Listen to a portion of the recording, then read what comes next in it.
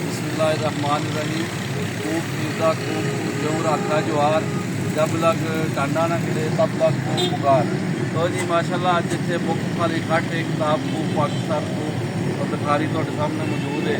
तो मेरे नाल जनाब इस वेले सारा अहमद कादरी पंजाबी, भाई मोहम्मद रफीक कैदी साहब, जनाब राणा नासर खान पंजाबी, जनाब चौधरी अब्दुल चट्ठा पंजाबी, जनाब बच्चा पंजाबी, तो यह सारे असी मौजूद हाँ।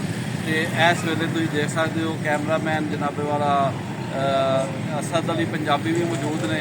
तो अज government high school railway road अमरा सिटी उत्थे अपना कट होएगा, पंजाबी कट होएगा और उत्थे किताब खूब पाकिस्तान खूब की मुख वाली तकरीब होएगी। यह झुमरा चौक है, तुम वेख सकते हो कि इत्थे सांगले नूं भी सड़क जाती है, अपना सैसाबाद नूं भी जाती है।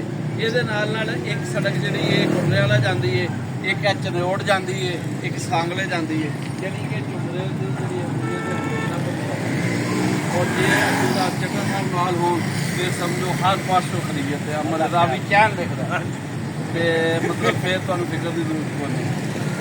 लो जनाब सजनों बेलियो तो मित्रों पंजाबी प्यारे हो। चट्ठा जी की हाल से शुक्र जी आया